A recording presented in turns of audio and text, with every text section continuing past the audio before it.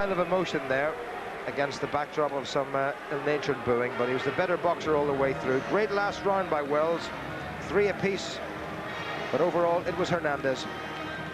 And with the heavyweight Nate Jones also getting beaten, wasn't a great night for the USA. 3 semi-final defeats out of 3. Hazel.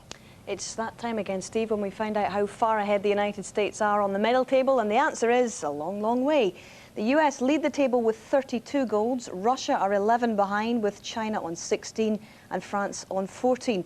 Britain are still well down in the nether regions with 12 medals, but that will become 13 today when Henman and Broad play their men's doubles finals.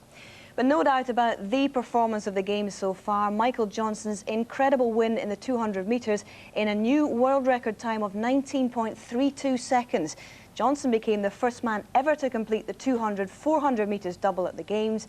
And if you haven't seen it, stick around for Olympic Grandstand at 9:05 this morning and we'll show you it again. Namibia's Frankie Fredericks took the silver. It's the second Olympics running that he's finished second in both the 100 and 200 metre sprints. But Johnson wasn't the only athlete to pull off an Olympic double last night. Marie-Josée Pérec of France also wrapped up the 200-400 combination, becoming only the second woman to do it. America's Valerie Briscoe-Hooks was the first 12 years ago. But Pérec's win meant more Olympic heartbreak for the silver medalist in that 200 metres final, Merlene Ottey of Jamaica. Always the bridesmaid, it seems. Ottey has run in the last 5 Olympic finals, and her sequence now reads third, third, fourth, third, and now second. It's tough, isn't it? The title of the world's greatest all-round athlete has not surprisingly gone to American Dan O'Brien, who won the decathlon last night. O'Brien won his first Olympic title with 118 points to spare over German Frank Busemann. Britain's Kelly Holmes looked impressive in booking her place in Saturday's women's 1500 metres final. Kelly won the second semi after running another fine tactical race. Well, day 13 was lucky for Britain in yachting as world champions John Merricks and Ian Walker took silver in the 470 class.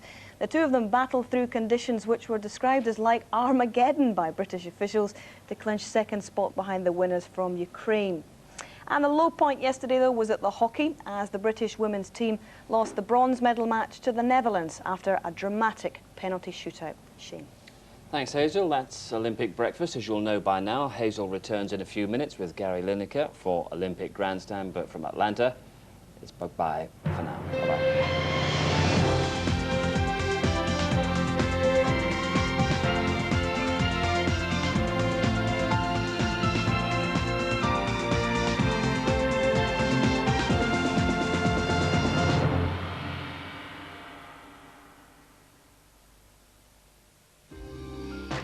Ransom reveals the modern epidemic. There is an illness which is wrecking the lives of hundreds of thousands of people in this country. I'm constantly tired. A disease confounding the medical establishment. They put Michelle into the pool and she sank to the bottom. Uncovering the controversy. A modern plague or just a malingerous charter? We do not want to be depressed. Ransom reports on ME, the secret epidemic. Monday, 7:30 on BBC1. Chips and beans are definitely off the menu as Junior Masterchef returns to BBC1. It's Gary Rhodes' recipe. A little tribute to Gaza. But fast food is certainly in, concocted in minutes by budding professionals. Why do you have to keep tidy? My mum says I'm fit.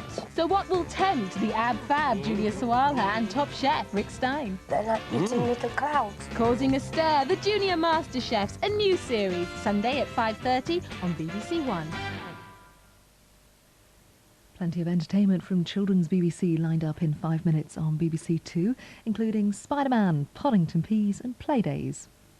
Here on BBC1 now, a roundup of the morning's news from Jill Dando.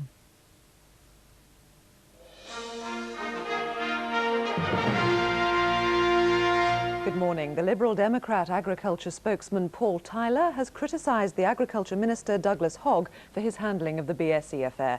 Mr Tyler says the minister should have told MPs earlier that cows with BSE can pass it on to their calves. A speedy resolution of the beef crisis is a long way off this morning. After the revelation cows can pass BSE on to their calves. Eurosceptic Tory MPs fear Europe will now prolong the ban on British beef. and Agriculture Minister Douglas Hogg's handling of the affair has come in for renewed criticism. We're told this morning that Mr. Hogg informed Fischler, the Commissioner, some weeks ago about this change in the scientific evidence that he was basing his policy on, and yet last week in the House of Commons, when we had a debate on BSE, he did not disclose this information to MPs. These latest twists in the BSE saga will do little to restore consumer confidence. The former SS captain Erich Priebke has been rearrested in Italy, despite being freed by a military court after a war crimes trial. He'll be held in custody pending a decision on whether he can be extradited to Germany. Freedom lasted just 8 hours for Erich Priebke, but when he finally left the courthouse, impassive as ever, it was only to be taken back to prison. The 83-year-old former SS captain now awaits possible extradition to Germany. Earlier, outrage as word spread that the charges against Priebke had been dropped. Protesters and relatives of the victims laid siege to the Rome courthouse, trapping Priebke inside. There were scuffles as Jewish youths broke into the building, attempting to take the law into their own hands. Until his extradition last year, Priebke lived undisturbed in Argentina. Now his adopted country doesn't want him back. The Interior Minister said the government would not allow Priebke to enter the country. Back at the courthouse in Rome, the announcement the crowd had waited to hear. A spokesman for the Justice Ministry said Priebke would be transferred to a civilian jail. This affair is not yet over. Justice, many argue, has yet to be done. Two political allies of President Clinton have been acquitted of fraud and conspiracy charges in the latest Whitewater trial. Clinton's supporters had claimed the prosecutions were nothing more than a witch hunt. Yes, this is my wife. Can you introduce her just so we got the right name? What's your name? Nice to see you. How are you? Okay, good, Bill. Sorry, we seem to have lost the sound on that report. It's been confirmed that the main faction leader in Somalia, General Mohamed Farrah Aidid, is dead. He died of bullet wounds sustained during fighting with rival militiamen. Charlie Crowe, the elder brother of the notorious Crowe twins, Reggie and Ronnie, has been charged with conspiracy to supply £78 million worth of cocaine. Charlie Crowe, who's 70, was arrested with two other men. All three will appear at Redbridge Magistrates Court in East London later this morning. A French Roman Catholic bishop has been killed in a bomb attack on his home in Algeria. Pierre Claverie, the Bishop of Oran, was a prominent critic of the Islamic fundamentalist movement, which has been trying to overthrow the Algerian government since 1992. In India, 55 people have been injured in a bomb attack in the southern state of Tamil Nadu. The explosion occurred when a bus carrying 70 passengers drove over a bag of explosives as it set off from Arantangi for Pervirani. House prices are rising faster than at any time since 1989, according to figures published by the Halifax Building Society today. Last month, prices for all types of home were 5.3% higher than July last year. And that's all for now. The next news summary is at 11 o'clock.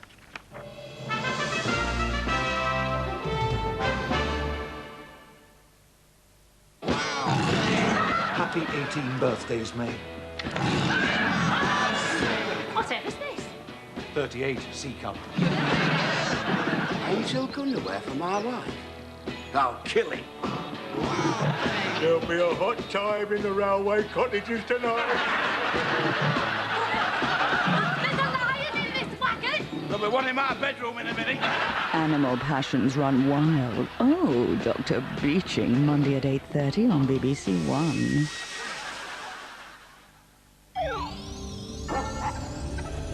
Saturday night on BBC1, and in Dad's Army, Fraser is sitting on a fortune.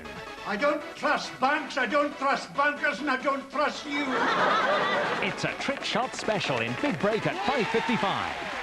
While Dale is joined by Barbara Windsor for a spot of canine karaoke in Pets Win Prizes. In Due South, Ray's insurance scam gets out of hand. You do have a problem. The owner of this account is deceased. Cher is the special guest in the National Lottery at 7:50 and at 8:05. Matt, Tim and I are not an item. We never have been and we never will be. Got it? Rachel straightens out the rumours in Casualty. And with continued Olympics at 9:15, that's Saturday night on BBC1. Catching up on the latest from Atlanta now on BBC Scotland, we join Hazel Irvin and Gary Lineker.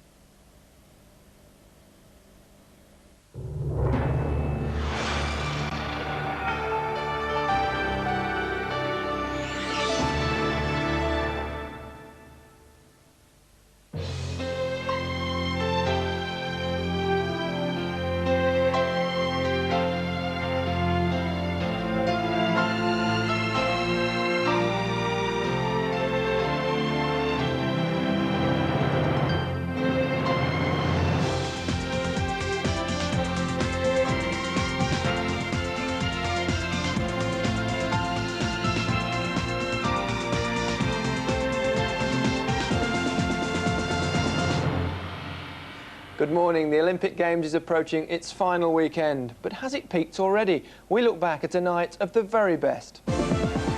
There's the best runner in the world, Michael Johnson.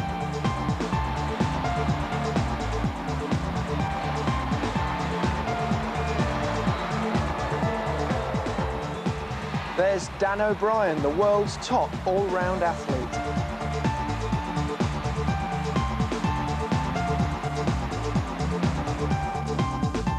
The #1 women's middle distance runner, Hasiba Bulmerka.